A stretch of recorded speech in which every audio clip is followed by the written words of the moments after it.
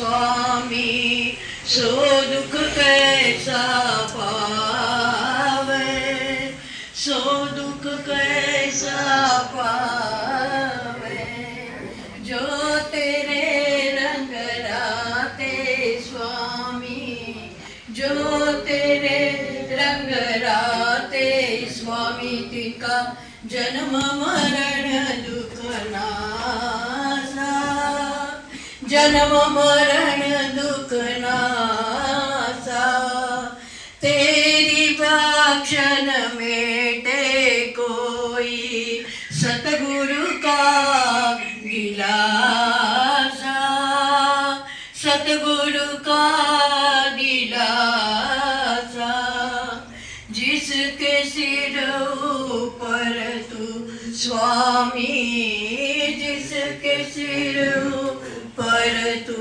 स्वामी, सो दुख कैसा पावे, सो दुख कैसा पावे, नाम ध्यायन सुख फल पायन, नाम ध्यायन सुख फल पायन, आठ पर आराधे,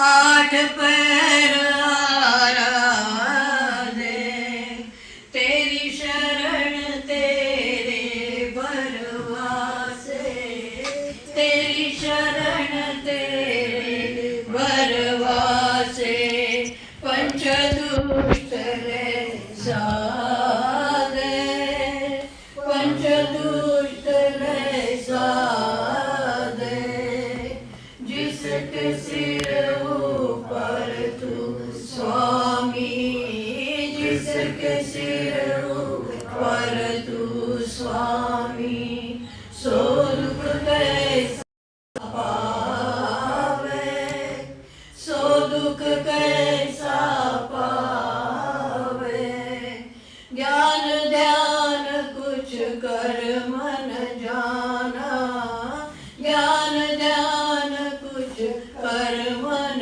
जाना, सारन जाना तेरी, सारन जाना तेरी, सब ते वड्डा सतगुरु नानक, सब ते वड्डा सतगुरु नानक, जिन कलरा की मेरी, जिन कलरा की मेरी, जिसके सिर ऊपर तू स्वामी, जिसके सिर ऊपर तू स्वामी, सो दुख कैसा पावे, सो दुख कैसा पावे।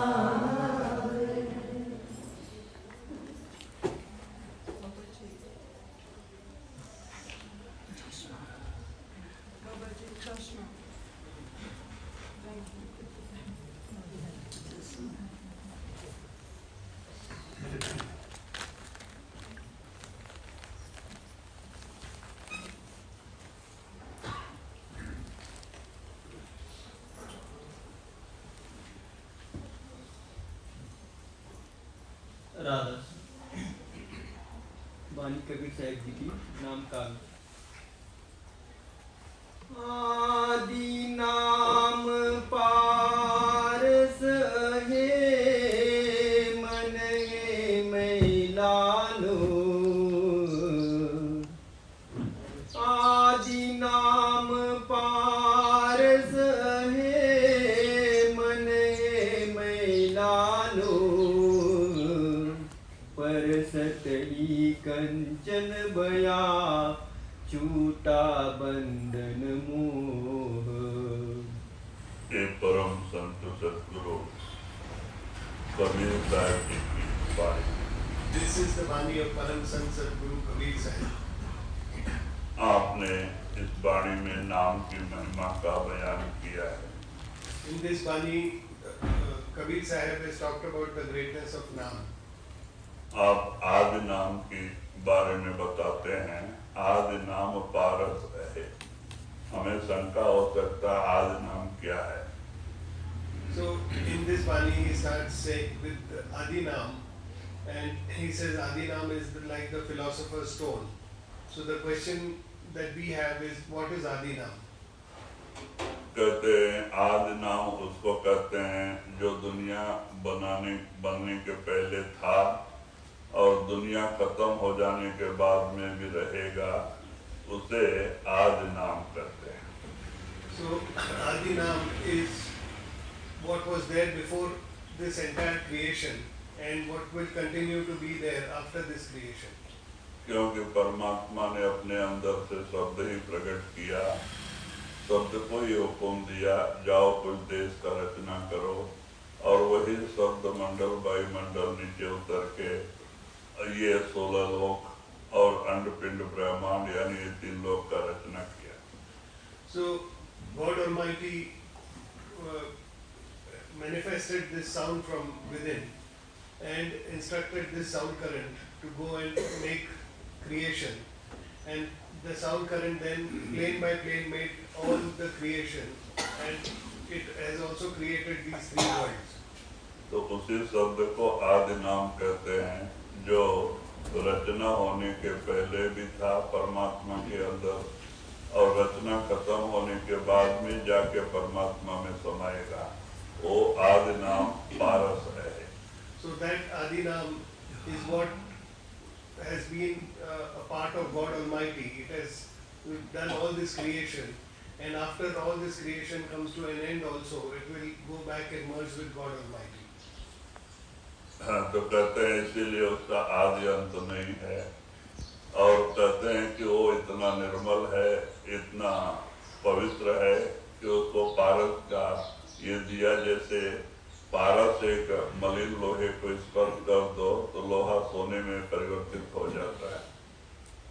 So that holy sound current, Adinam, is very pure and is a part of God Almighty, and it is compared to a philosopher's stone. Like the philosopher's stone has this unique ability of converting iron into gold. The Adinam is a very pure form of God Almighty, and it has also got such power of cleansing.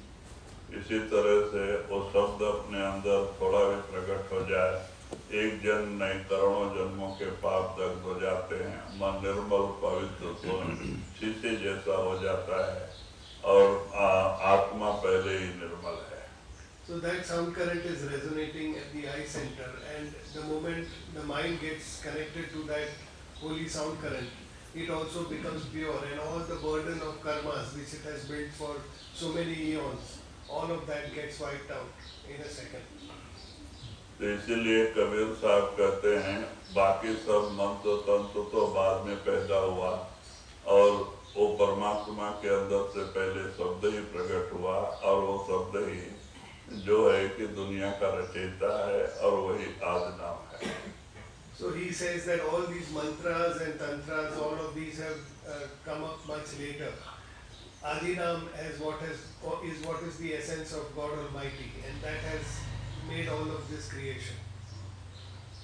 आदि नाम बीरा है जीव सकल लो बूझी, आदि नाम बीरा है जीव सकल लो बूझी, अमरावे सक सतलोक ले जम नहीं पावे सूझी। फिर आप इशारा देते हैं कि वो आदि नाम बीड़ा है। जैसे पिछले जमानों में राजा महाराजाओं का राज्य था, तो कोई कठिन काम करना होता था, बहादुरों से करवाना होता था, तो आप क्या करते थे, बड़े बड़े परात में सोना चांदी हीरे जवाहरात भर के और उसके ऊपर पान बीड़ा रखते थे। अब वो जो भी बहादुर हो, वो काम करके आने वाला बहादुर सूरमा, तो कहते वो बीड़ा उठाता था। तो वो जब वो काम करके आता था, अगर वो बच गया होता है तो उसको वो इनाम दिया जाता। So Kabir Sahib compares this with, he gives another example of Bida. Bida is like a betel leaf with some filling in it. And earlier times when there were kings who would offer various difficult accomplishments to be done, difficult things to be done, then in their court they would have these large trays filled with all the riches, gold and silver coins, etc. And then on top of that, this betel leaf or this bida would be kept. And the king would offer this work to be done, and whichever warrior or whichever brave person would agree to take up that task, he would come and pick up the betel leaf and then perform that task. So if that task was accomplished and he was alive, then he would get that tray full of those riches. तो कहते हैं ऐसे आदि नाम वो बीड़ा है जो संत जियों के लिए उठाते हैं। तो वो आदि नाम वो बीड़ा है जो अमर का मृत्यु जन्म से अलग करता है और अमर देश सतलोक सत्संग लेके जाता है। So likewise, the saints, they pick up the bida, or they pick up this betel leaf from God Almighty for the liberation of souls, and they then take those souls on the naam and get them salvation back to God Almighty. जिसको संत नाम दे के ये बीड़ा उठाते हैं कि उसको सतलोक लेके जाना, तो वो जीव को कोई काल महाकाल कोई रोक नहीं सकता है। वो आज नहीं तो कल सतलोक सत्संग पहुंचना है। So when the saints pick up the bida, that is, they pick up the duty of salvation of a soul or a jiva, then such jiva is not going to be affected by any kal or mahakal or any other power. आदि नाम निज सार है, बूझले सोहंस। आदि नाम निज सार है, बूझले सोहंस। जिन जानो निज नाम को, अमर भयो सोबंस। तो वही आप इशारा देते हैं कि वो आदि नाम सब नामों का, सब मंत्र तंत्र का सार है। जिन्होंने भी वो आदि नाम को समझ लिया वो हंस है, जिन्होंने अपने अंदर प्रकट कर लिया वो हंस है। वो आप नहीं अपने 3 पीढ़ी तक का भी उद्धार कर देता है। He says that Adinam is the essence of all the mantras and tantras, and any person, any disciple who unfolds that, who merges with that Adinam, he not only gets salvation for himself, but he gets salvation for 3 generations before him. उनके जो कि उनके पहले आए हुए लोग हैं, वो आगे आने वाले से हिसाब नहीं है, वहाँ से पीछे के लोग।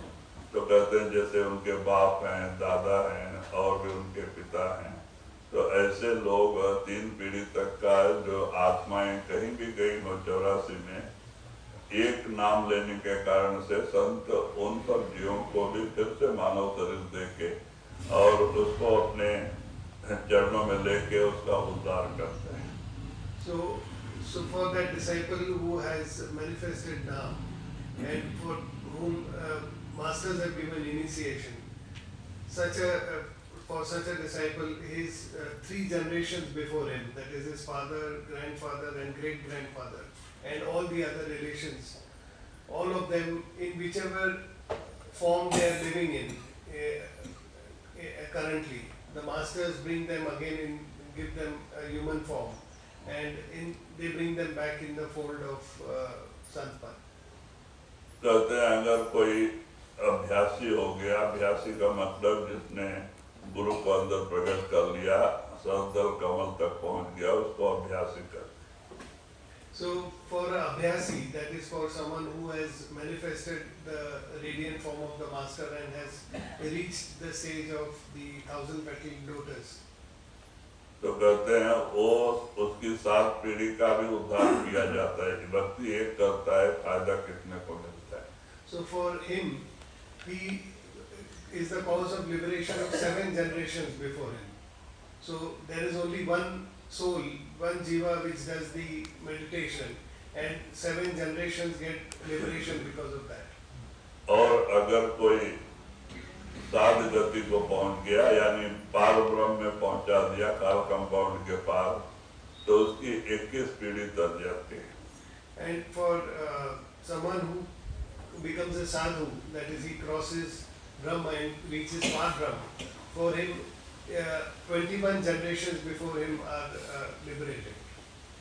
अगर कोई कुटुंब परिवार में संत महात्मा पैदा हो गया, जो सतलोक सत्संग गुरु के कृपा से पहुंच गया मेहनत करके, तो उसकी 101 पीढ़ी का भी उद्धार हो जाता है। And in any family where there is a saint who has gone to, who has manifested God Almighty within and has gone to Satsang Satlok, for him 101 generations before him are liberated. हाँ, तो कहते हैं कि इस तरह से भक्ति एक करता है और पिछले उसके संबंधी लोगों को भी बहुत फायदा मिलता है। So there is one jiva who does the devotion, and all his relations and all his previous generations, all of them get a liberation because of his devotion and effort. आदि नाम निज मूल है और मंत्र सब डार। आदि नाम निज मूल है और मंत्र सब डार। कहे कभी निज नाम बिन बुढ़ी मुआ संसार। तो वही आप इशारा देते हैं कि आज नाम निज सार है और मंत्र सब डार, और मंत्र जो है शाखाएं हैं और ये जड़ है, पेड़ का जड़ है, क्योंकि जड़ के ऊपर पेड़ खड़ा होता है। तो और ये आज नाम पेड़ का जड़ है, बाकी सब मंत्र तंत्र शाखाएं हैं, यानी दुनिया बनने के बाद ये सब पैदा हुए देवी देवताओं के मंत्र। तो सबका जो मेन है वो आदि नाम। So Kabir Sahib says Adinam is like the root of the tree and the basic foundation of the tree, and all the other mantras, tantras and everything else are like the branches and twigs of the tree. तो इसीलिए इशारा देते हैं कि जहाँ सतनाम का जाप होता है वहाँ पे मंत्र तंत्र का प्रभाव नहीं पड़ता है। जहाँ 1 घंटा रोज सतनाम का माने सुमरन करते हैं लोग, वहाँ मंत्र तंत्र का प्रभाव नहीं पड़ता है। Therefore, it is said that where there is a devotion of the Naam, there is someone doing 1 hour of Simran, and in the remembrance of Naam, there no other mantras and tantras can take effect. कहते हैं कि जहाँ पे रोजाना हम बैठ के भजन सुमरन करते हैं वो जगह भी पवित्र हो जाती है। अगर वहाँ कहीं मलिन आत्माएं रहती थी पहले, तो वो स्थान छोड़ के वो चले जाते हैं। So wherever we sit for meditation, if we are sitting for an hour every day, then that place also becomes pure. And if there are any souls which are moving around there, all those also leave that place and go away. कोटि नाम संसार में ताते मुक्ति न होए। कोटि नाम संसार में ताते मुक्ति न होए। आदि नाम जो गुप्त जप बूझे बिरला कोई। तो वही कबीर साहब जी कहते हैं कि दुनिया में कोटि नाम है, 7 कोटि मंत्र है देवी देवताओं के। कहते हैं ताते मुक्त न होए, उससे मुक्ति नहीं मिलती है, मुक्ति मिल जाती है, दुनियावी चीजें जरूर हासिल हो जाती है, इज्जत, मान बढ़ाई, धन दौलत, स्वर्ग वैकुंठ कैलाश, लेकिन मुक्ति नहीं मिलती है और उसका बंधन से छुटकारा नहीं होता है। So Kabir Sahib says there are more than 10 million mantras, and these will, however, not give salvation to the soul. But following these or the devotion of these will, however, give you other things like materiality or status or other things in this world, but they will not get you salvation.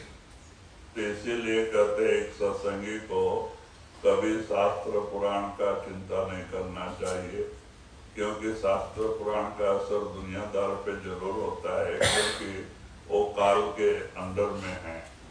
और ये जब से संत नाम देते हैं तब से इनका डिपार्टमेंट चेंज हो जाता है।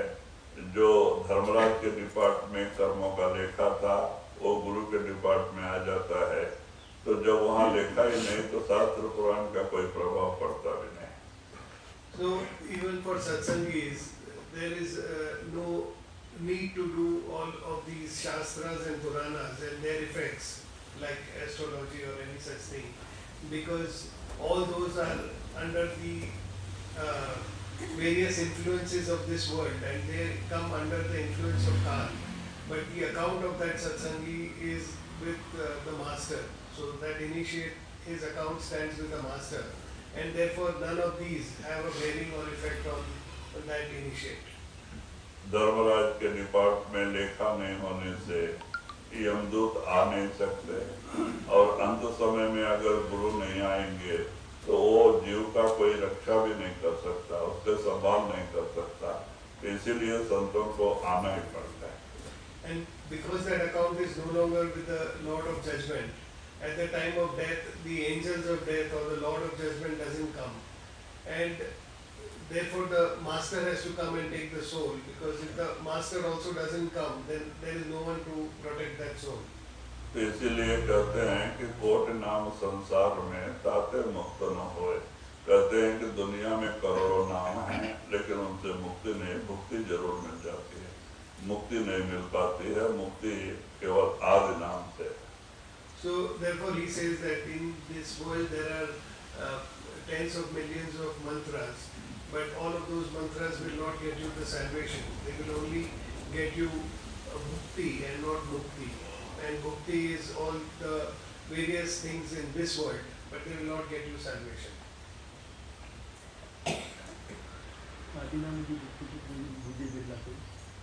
मुझे बिरला कोई कहते हैं को आदि नाम वो समझने वाले माने जिनके अंदर प्रकट है, ऐसा कोई बिरला ही होता है। And he says that for very very few people will know the truth of Adinam. इसीलिए महात्माओं ने भी कहा है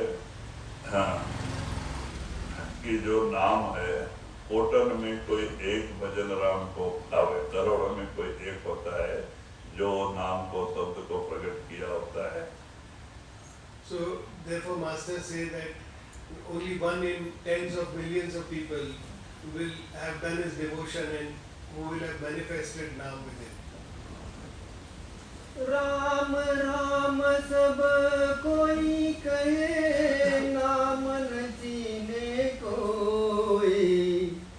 राम राम सब कोई कहे, नाम न जीने कोई। नाम चीन सतगुरु मिले, नाम कहावे सोई। तो जैसे कबीर साहब जी बनारस में पैदा हुए थे और बनारस में जो है घर घर में रामायण रखते हैं, राम के अलावा किसी को मानते नहीं, तो वही कहते हैं कि अब कबीर नाम नाम कहते हैं, नाम की महिमा बता रहे हैं, तो लोग राम नाम को ही नाम समझ लेते हैं। Kabir Sahib was born in Kashi, and in Kashi, Varanasi was not part of India. Everyone believes in Ram. And when even Kabir Sahib was talking about the greatness of Naam, they would mistake that understanding that Naam is the reference to Ram. and therefore they would feel that he is talking about the greatness of Ram and not Nam. तो वही कहते हैं कि राम राम सब कोई कहे, नाम न चिन्हे कोई। कहते हैं नाम को कोई नहीं पहचान पाया, नाम चिन्ह सद्गुरु मिले, नाम कहा वे सोए। कहते हैं कि नाम की पहचान कब होती है, जब सद्गुरु मिल जाते हैं। So therefore Kabir says that everyone talks about Nam, but they don't understand Nam, they understand Ram, and only Nam is understood by those who have got a living master, by Sadguru. तो कहते इसीलिए करोड़ों जन्मों के पुण्य हुए तो मानव शरीर मिलते हैं। उस प्रभु परमात्मा की कृपा जिस आत्मा पे होती है, ऐसे कोई संतों का समागम मिलता है, ये बड़े भाग्य से मिलता है। So therefore saints say that with tens of millions of our good deeds we get a human life, and with the grace of God Almighty we get the company of the masters. नहीं तो नाम तो सबको नहीं मिल पाता है। बहुत कम लोग होते हैं जो संतों के शरण में पहुंच पाते हैं। So everyone doesn't get Naam. Very few people have have been given Naam by the masters. जब तक उस प्रभु परमात्मा की कृपा नहीं होती है, तब तक उनके दिमाग में भी ये ख्याल आता नहीं, और ऐसे लोग नाम लेने के लिए भी प्रयत्न नहीं करते। So till God Almighty creates that thought or creates that mindset for understanding the master, only then they can understand what the master is saying and come in his fold. Otherwise they will not even understand what is being said. कहते हैं गोरखनाथ जैसे भी बनारस में आके कबीर के साथ वाद विवाद करके 7 दिन तक उसने वाद विवाद किया और हार गया, शास्त्रार्थ करके हार गया। तब कहता है अब रिद्धि सिद्धि में। तो अब ये जो रिद्धि सिद्धि वाले हैं, तो ये 5 तत्व में कोई एक तत्व में समा सकते हैं, वो तत्व छोड़ के बाहर नहीं जा सकते। अब उनके कमंडल में पानी था, अब जो गोरखनाथ को पानी बन गया और कहता है कि मैं कहाँ हूँ, मुझे पकड़ो। तो कबीर साहब समझ गए कि ये कमंडल में पानी बना है, तो उन्होंने 5 कटोरा मंगाया और वो कमंडल का पानी 5 कटोरे में डाल दिया। अब उसके शरीर का 5 भाग हो गया। तो कहते अभी बाहर आ जाओ। तो कहते अरे महाराज आपने पकड़ लिया, अब कमंडल में डालो, मैं आता हूँ। तो फिर जब कमंडल में डाले तो वो बाहर आए। So even a great accomplished Gorakhnath, he had understood all the shastras and he had also got mystical powers. So when he had this debate with Kabir Sahib, that debate went on for 7 days, and he lost that debate finally to Kabir Sahib and accepted that he has lost it. And then there was a show of mystical powers. So when he showed his mystical power, and all these people, they have mystical powers, thought of taking initiation from Kabir Sahib. और फिर उसने बनारस की तरफ मुड़ के नहीं देखा और वो वहाँ जाकर के दूसरी जगह भजन सुनने बैठा। So he never looked back and came back to Varanasi after that, and he set his ashram elsewhere. ओंकार नीचय भया सो करता मत जान, ओंकार नीचय भया सो करता मत जान, साचा शब्द कबीर का पर्दे में पहचान। तो वही लोग ओंकार को ही सब कुछ मानते हैं और वेद शास्त्र पुराण ओंकार की महिमा करते हैं, और वेद तो यहाँ तक कहता है कि एक ब्रह्म द्वितीय नास्ति, एक ब्रह्म के अलावा दुनिया में कोई भी ताकत नहीं है। So Kabir Sahib says that everyone all the Vedas and Puranas, all of the scriptures, they do not think beyond Omkar or beyond Brahm. For them, in Vedas also it is written that beyond Brahm there is no creation, there is nothing that exists. तो कबीर साहब जी कहते हैं कि ओमकार जो है वो ये तीन लोक का कर्ता है, लेकिन वो सृष्टि करता नहीं है. So Kabir Sahib says that Omkar has created these three worlds, but he has not created this entire creation. कहते हैं वो रचना करने वाला ताकत कोई और है और वो सतलोक सचखंड में बैठा है. कहते हैं कोई बिरला ही उस ताकत को अंदर में समझता है. And he says that creation has been made by a power which is present in Sachkhand, and only very few people will understand that power. नहीं तो तीन लोक के जितने भी जीव हैं सब ब्रह्म को ही परमात्मा मानते हैं और ब्रह्म से ऊपर कोई सृष्टि नहीं है, ये समझ के चलते हैं. And all the jivas in these three worlds, they believe that Brahma, that is Omkar, is the final creation and there is no creation beyond that. लेकिन संत महात्मा कहते हैं ब्रह्म ही आखिरी नहीं है, ब्रह्म के आगे बहुत सारे मंडल हैं जो कि नामदान के समय सब मंडल के बारे में, वहाँ के मालिक के बारे में बताया जाता है. But saints say that there is a lot of creation beyond Brahma, and at the time of initiation this is explained to the initiates. जो जन होई है जो हरि रतन लेई बिलगाए, जो जन होई है जो हरि रतन लेई बिलगाए, सोह सोह जपी मुआ मीठा जन्म गवाए. तो वही कबीर साहब इशारा देते हैं कि कोई जौहरी कहते हैं, कोई संस्कारी आत्माएं कहते हैं कि उस रत्न का खोज करके अंदर जाके उस रत्न को अपने अंदर प्रकट करते हैं. नहीं तो लोग सोहम सोहम जब के इसी दुनिया में चले गए, पैदा होते हैं मरते जाते. So Kabir Sahib says that very few jivas who are like jewelers, they will understand the importance of this jewel.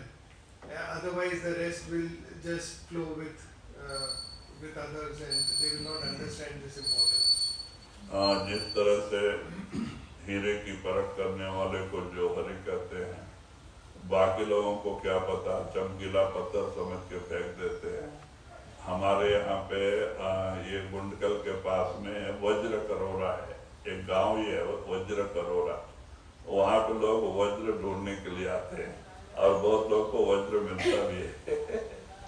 So only a jeweler understands the importance of a diamond or a jewel. Others just look at it as a shining stone and throw it away. Near Puntakal there is a place which is गांव का famous. नाम है वज्र करोड़ा. That place is only called Vajra Karora, where these priceless jewels are found, and people come from different places and they find these jewels also. और जब बरसात होती है तो लोग, बहुत सारे लोग बाहर से आते हैं और जगह जगह टेंट डाल के लोग पड़े होते हैं, और जब सवेरे सूरज निकलता है और किरण के उल्टा जाते हैं तो जो पत्थर चमकता है वो सब जमा करते जाते हैं. So many people come when it rains. Many people come from different parts of the world and they set up tents at this place.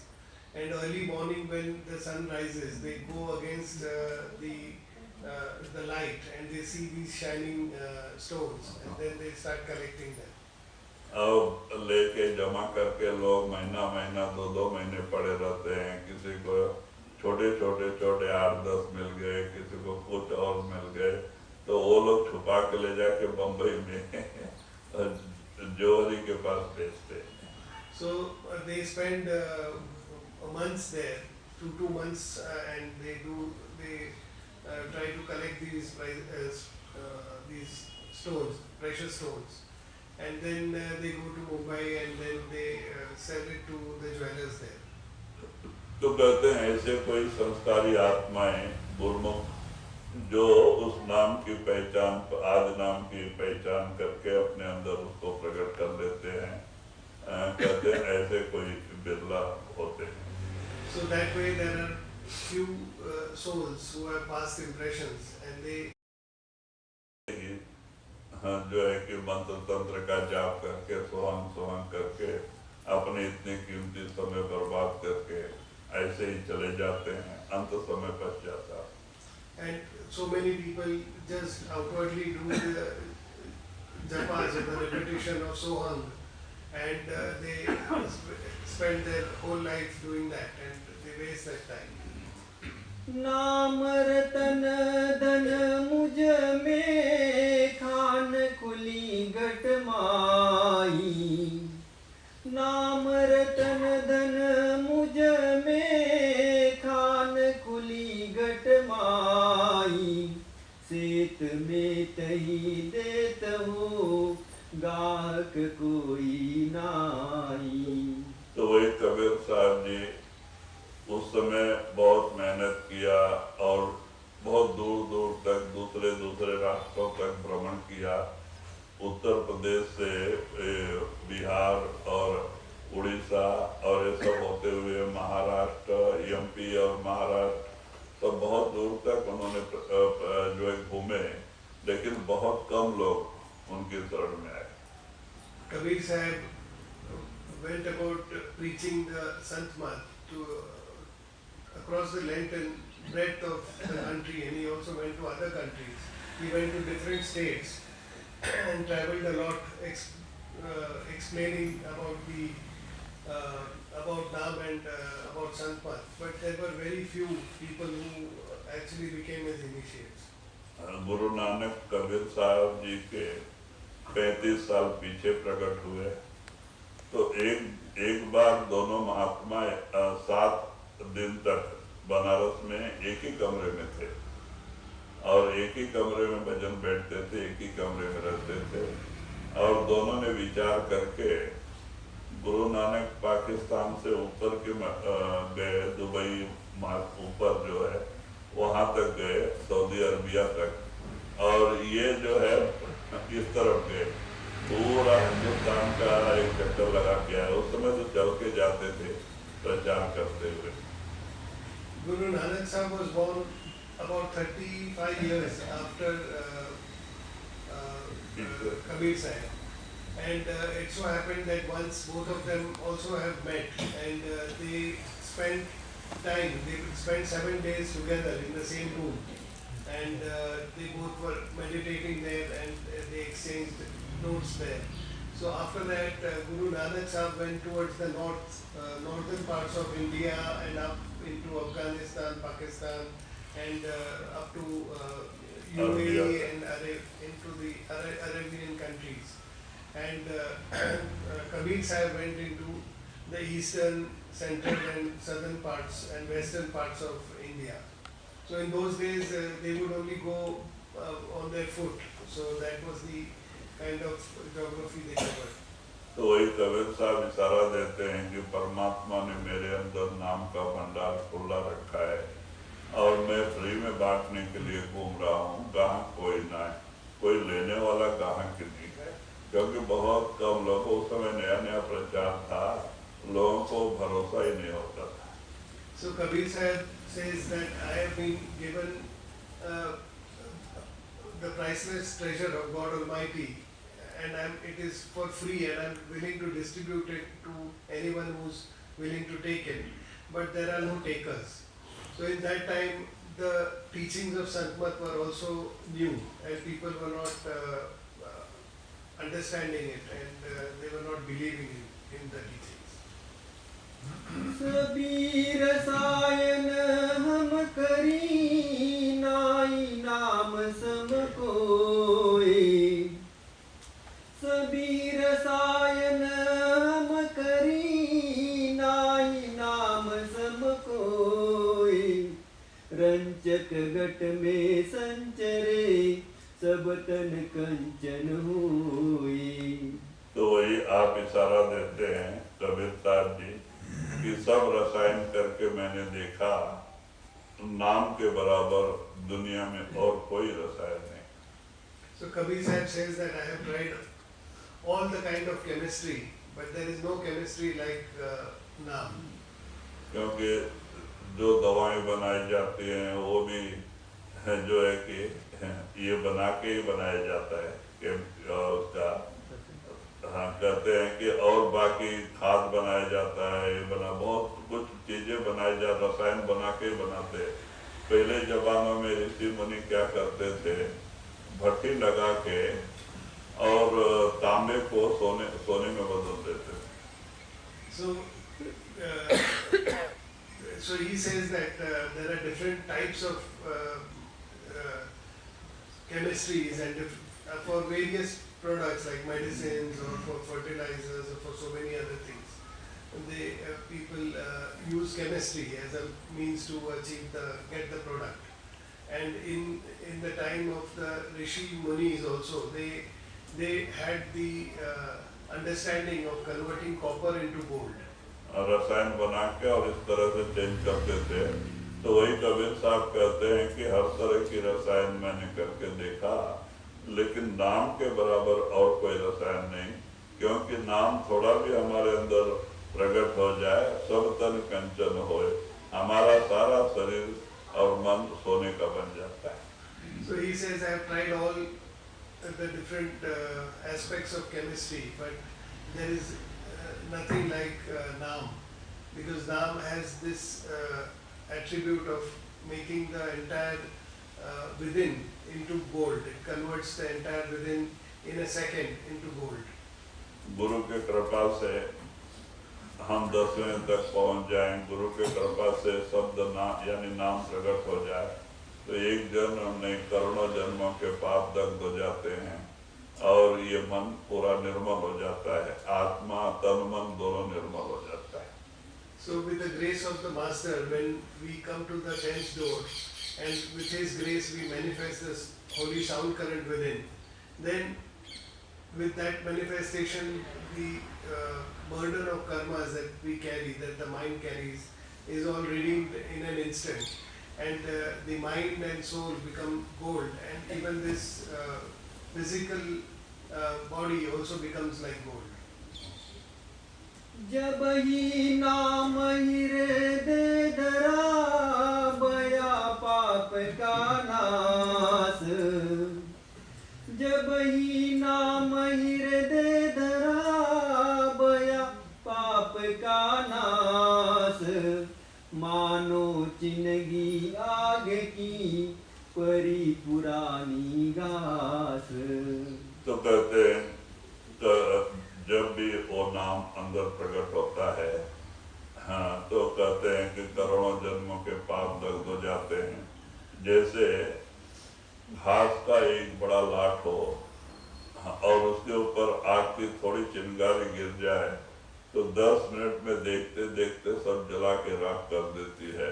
कहते वैसा ही नाम करोड़ों जन्मों के पाप को 1 सेकंड में भस्म कर देता है, और नाम बड़ा निर्मल है और पवित्र है।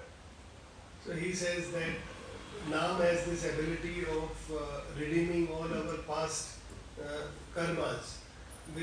In one instant, it redeems our entire load of karmas which the mind is carrying.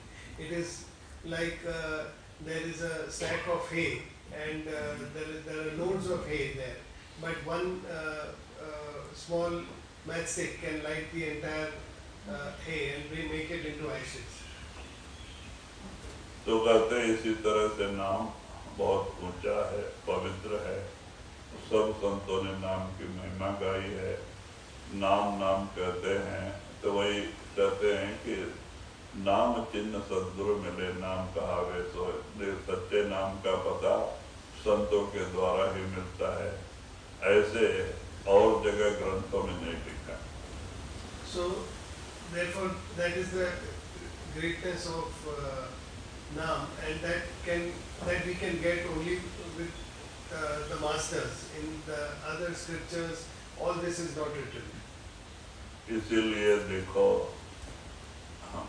महाराज अजय सिंह महाराज ने सब साधन किया, धुनी रमाई, 2 शब्द के प्राणायाम के जरिए उनके अंदर पहुंच भी थी, रिद्धियां सिद्धियां भी थी, लेकिन शांति नहीं थी। जब यहाँ तक कि वो पहले मस्ताना जी के पास भी जाते थे और सावन सिंह महाराज जी के पास पहले जाते थे। सावन सिंह महाराज जी से भी उन्होंने नाम मांगा था, तो सावन सिंह महाराज ने कहा था तुम्हें नाम देने वाला तुम्हारे पास ही आके देगा। Even Sanji, he had done so many different practices. He used to do dhunis and he used to do pranayams. He had he had initiation of 2 words, and he had also gone to Mastana ji, and even he had gone several times to Savan Singh ji Maharaj and even asked him for initiation. But then Savan Singh ji Maharaj told him that the person who will give you initiation will come to you. और बाद में जब सावन सिंह महाराज टोला छोड़ गए तब मस्ताना जी के पास जाने लगे। मस्ताना जी से भी उन्होंने एक बार नाम मांगा, तो कहते मैं नहीं, तुम्हें नाम देने वाला कोई और है। So when Savan Singh ji Maharaj left his body, after that he also went to Mastana ji and Singh महाराज आके नाम दान दिए। कहते हैं जब तक नाम नहीं मिला तब तक शांति नहीं आती है और वो नाम अंदर प्रकट नहीं होता है। And later Kirpal Singh ji Maharaj came and initiated him. So till you get the manifestation of that sound current, you do not get a peace of mind till such time. Even if you do several other practices, you may have mystical powers, but you do not get that peace of mind.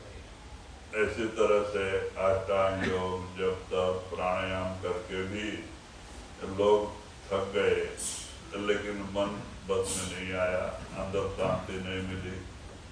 अगर उनमें से कोई बिरले लोगों को संतों का समागम मिला तो वो पार हो गए। ऐसे बहुत कम लोग, नहीं तो ये अहंकारी होते, पहले ये सब दूसरे महात्मा के पास जाने के लिए भी तैयार नहीं होते।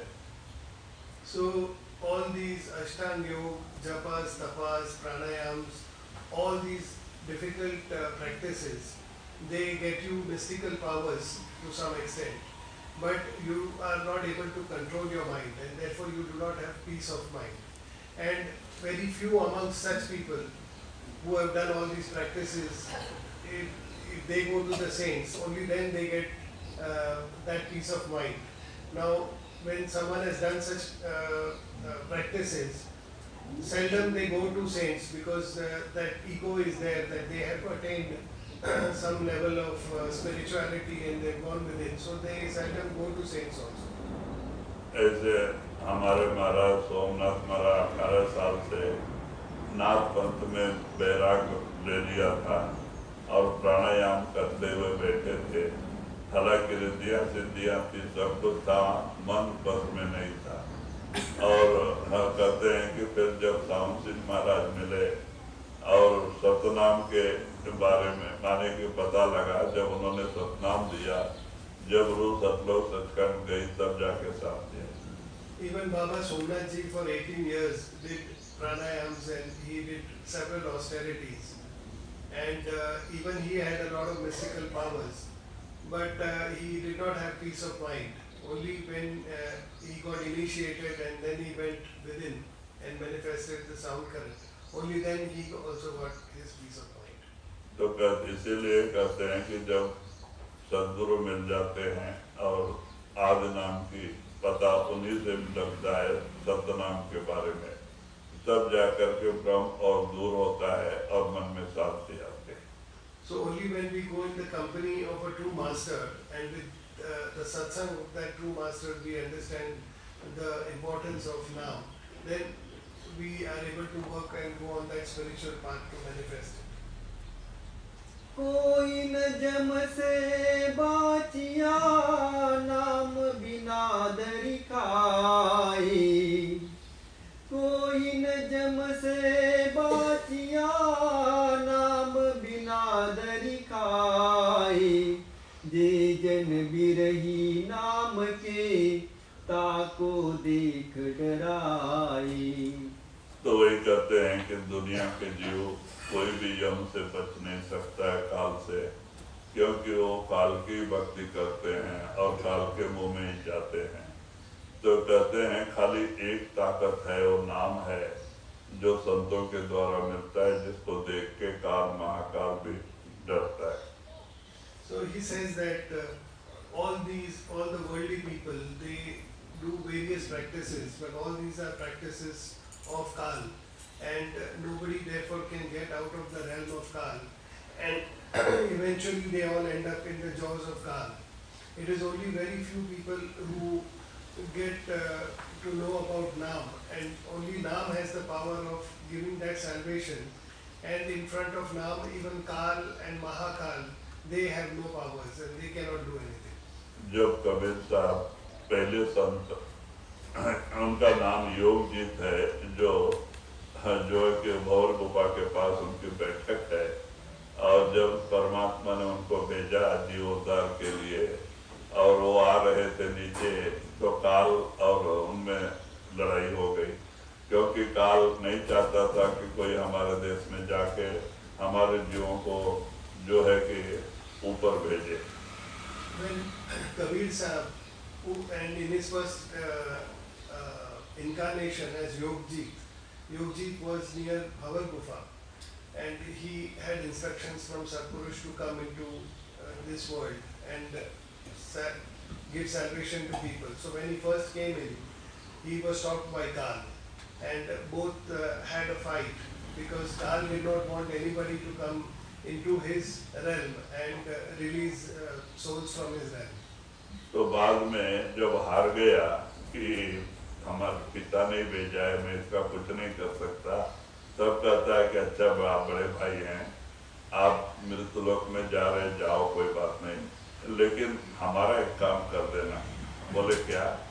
बोले देखो, मैंने राजा को सपने में ध्यान में बताया था जगन्नाथ मंदिर बनाने का, हमारा मंदिर, और समुद्र के किनारे जगन्नाथपुरी में, और वो समुद्र बनने नहीं दे रहा। So when they had this fight, eventually Kal lost, and he realized that Yogjit was indeed sent by God Almighty, and he gave up that resistance to Yogjit, and he then requested Yogjit, Kabir Sahib, that when you go into this world, will you please do me a favor? There is this king who is building a temple of Jagannath for me, so he is building my temple, and I have manifested within him to motivate him to make this temple, but every time he tries to do it, the sea does not allow him to make that temple. The sea comes and destroys that temple. So when you go, you please make that temple. तो आपका बात मानेगा समुद्र, क्योंकि रामावतार में इन्होंने बहुत कुछ धमकाया था समुद्र को, वही मन में रख के तो वो जगन्नाथ का मंदिर नहीं बनने दे रहा था, क्योंकि वो विष्णु का यही है ना, तो वो नहीं बनने दे रहा था। जब राजा बनाए, दीवार 7-8 फीट ऊंचा आए, तो वो पानी आके रात को गिरा देता था। So the sea was unhappy and angry with him as in with Lord Vishnu, because Lord Vishnu had taken avatar of Ram and he had built this bridge across to Lanka, and he had uttered several things which had annoyed the sea at that time. So the sea god had decided that he will not allow a temple of Vishnu to be created on the land. So every time there was a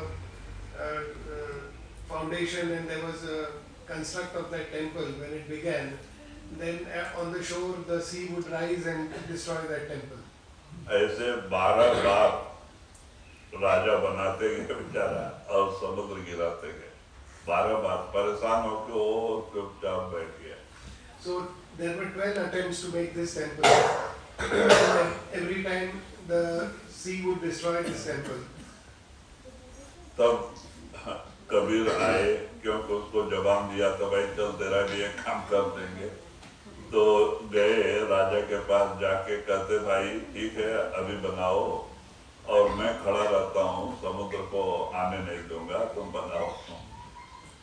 So then therefore Kal requested him, and when he came into this world he went to the king and he told him that okay, you start the construction of your temple, I will make sure that it stands. तो महाराज कहते हैं, महाराज राजा कहते हैं महाराज कितने करोड़ रुपए खर्चा हो गए, दीवार बनाते हैं मेहनत करके, बनने तक चुप रहता है और फिर रातों रात आके गिरा देता है। So the king told him that every time I construct, when I build it up to a certain level, then the sea comes and then destroys it. So it doesn't allow me, and I have spent crores of rupees in doing this. तो कहते हैं अच्छा बनाओ मैं खड़ा हूँ। तो फिर राजा फिर काम चालू किया, करवाया। जब दीवार 8 फीट बन गया तो समुद्र बड़े गुस्से में रात को आया सामने, तो कबीर को खड़ा देख के कहते महाराज आप क्यों खड़े, हट जाओ आप, क्योंकि मैं ये मंदिर बनने नहीं दूंगा। बोलते क्यों, क्या बात है? तो बोलते नहीं, रामा अवतार में इन्होंने बहुत भला बुरा बोला है, धनुष बाण लेके मेरे को मारने को भी तैयार हो गए थे। So Kabir Sahib then stood by, and that temple started. They started constructing the temple. So again, when it was constructed to some level, the sea rose to again destroy it. And when it came to destroy, it saw that Kabir Sahib was standing there. And the sea god requested Kabir Sahib to move out because he wanted to destroy the temple. So Kabir Sahib asked him as to what was the reason of such anger and why he wanted to destroy that temple. So the sea god told him that when Vishnu took the avatar of Ram, he had come and to build that bridge on the sea. And he told me, he heard many abuse to me, and he was even ready to shoot me down with an arrow. So I will definitely not allow his anything to do with him on my shores.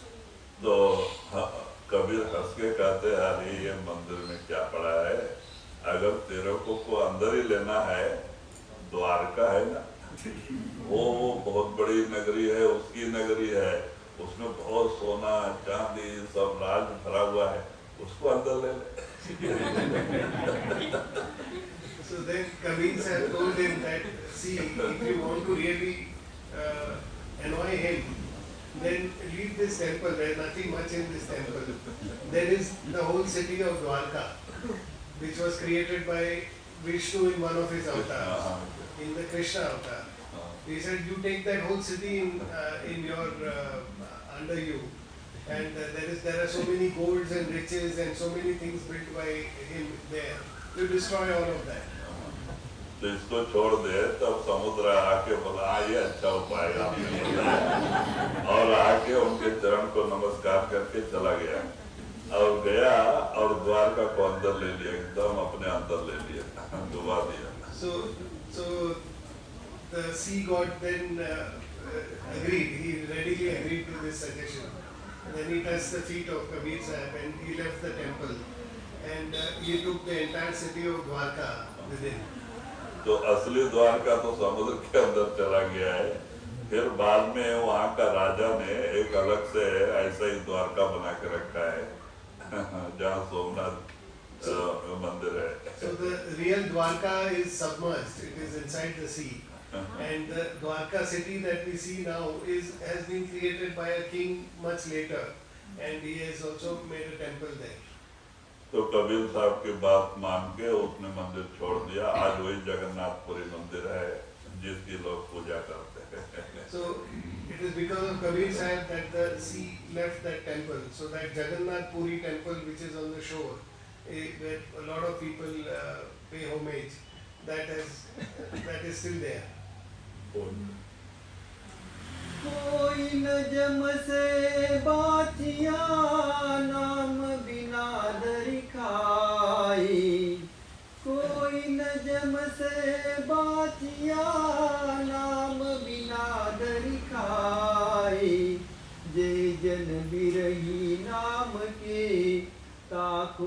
देख डराई।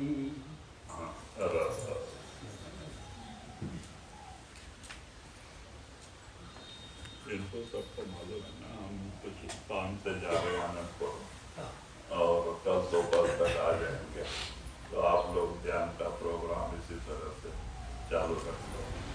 So Babaji is going to be going to Budela for some work. So he will give darshan now for the meditation program in the afternoon and have the meditation talk. And after that he will leave. So for tomorrow, कल सत्संग को तो आएंगे ना? हाँ, कल सत्संग का कार्य। So he will be returning before satsang program tomorrow.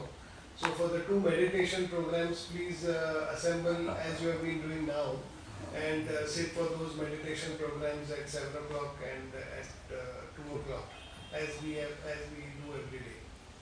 बहुत दुख होता है क्योंकि ये प्रोग्राम छोड़ के जाना पड़ रहा है। अगर नहीं जाएंगे तो काम भी नहीं होने वाला है, इसलिए जाना पड़ रहा है, तो आप लोग भी इसमें सहयोग देंगे। So I am feeling sad leaving the program like this and going there, but then if I don't go, that work will also not be done. So I have to go and do it. So I request all of you to cooperate with this and allow this to happen.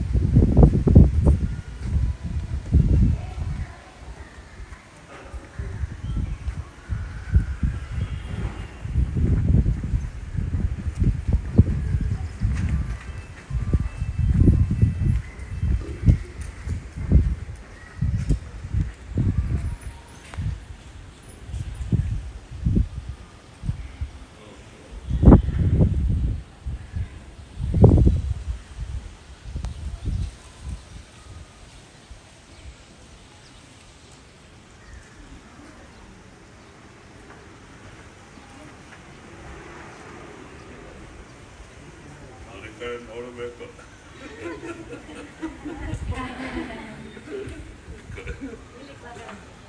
ನಾವು ನೋಡೋದಿಲ್ಲ, ನೋಡೋಕ್ಕೆ ಆಗೋದಿಲ್ಲ.